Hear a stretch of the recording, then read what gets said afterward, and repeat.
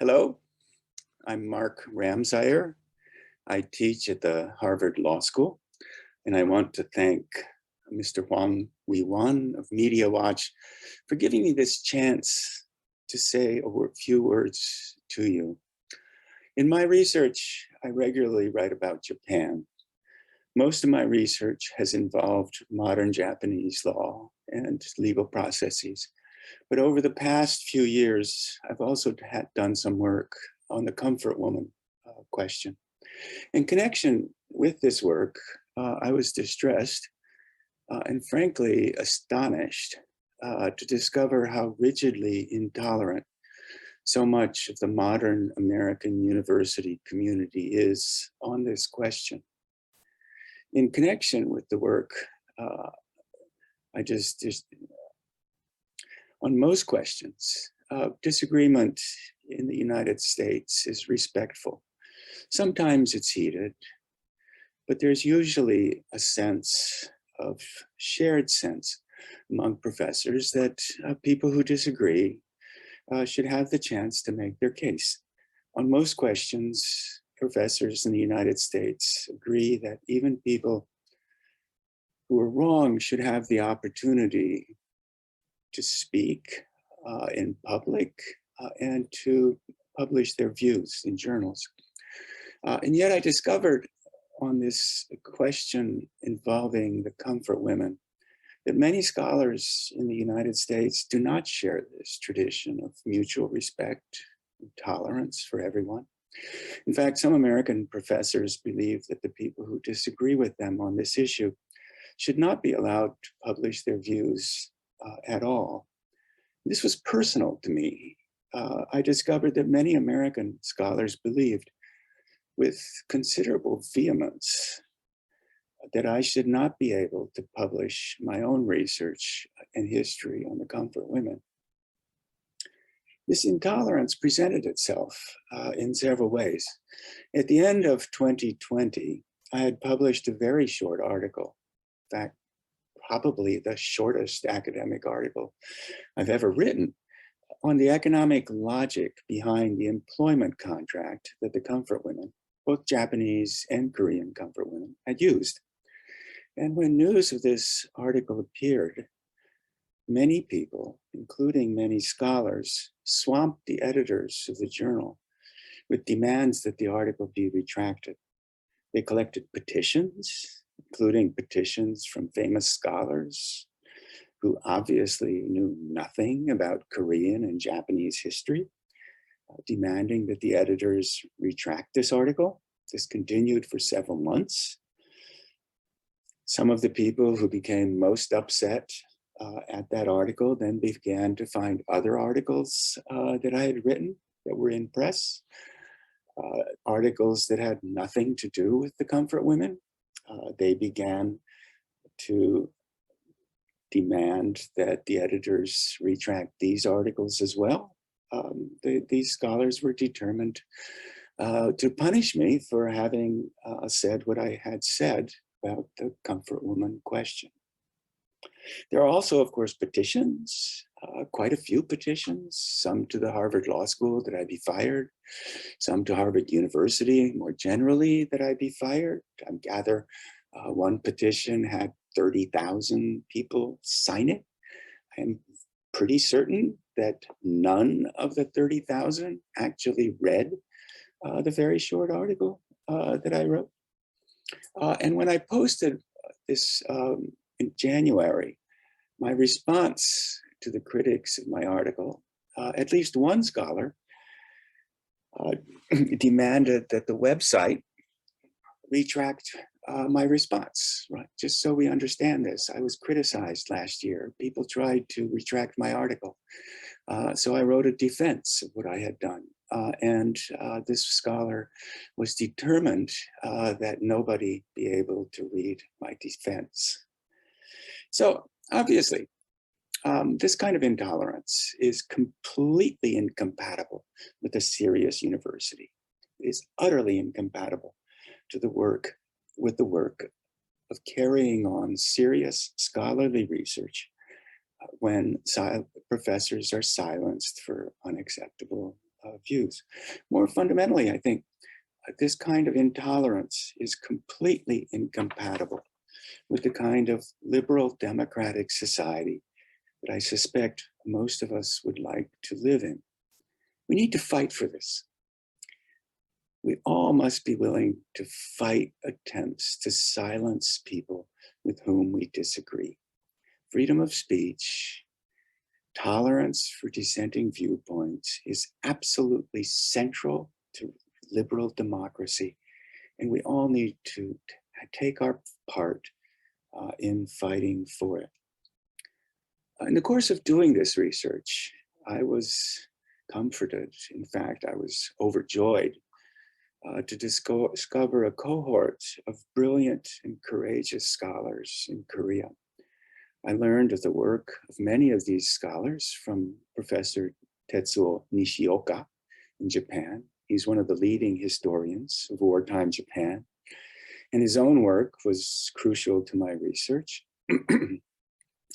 From Professor Nishioka's research and from others, I learned of a dedicated cohort of deeply committed scholars in Korea. These are men and women who are dedicated to principled research and willing to speak and publish their views in the face of extraordinary opposition and serious personal risk. Dr. Yi Woo-yoon, a former researcher at Naesundae Institute, is an eminent scholar of property law in Korea and Asia, and we at Harvard were fortunate enough to have him visit as a visiting scholar some time ago. Mr. Kim Byung-hon of the Korean History Textbook Research Center has done invaluable work in publicizing the history of what actually happened in the 1930s and 1940s.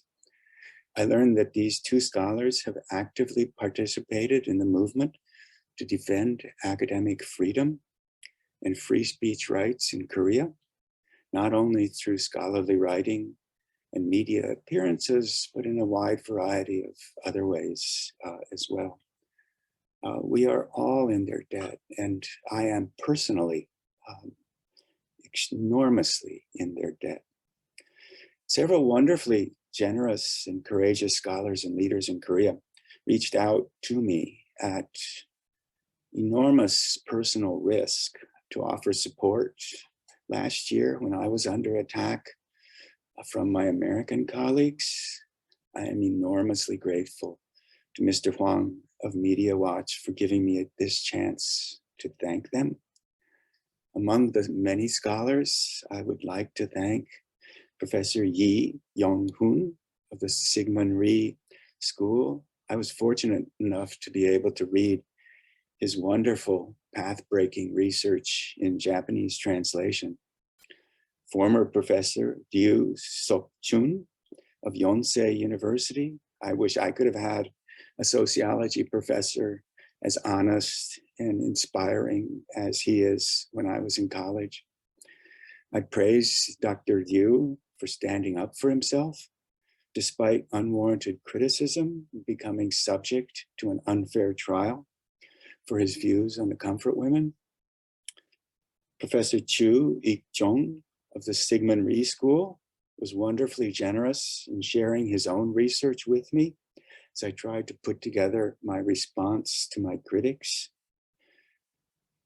Professor Chong Ang-ki at Korea University, Professor Joseph Yi of Hanyang University, Professor Joe Phillips of Yonsei University.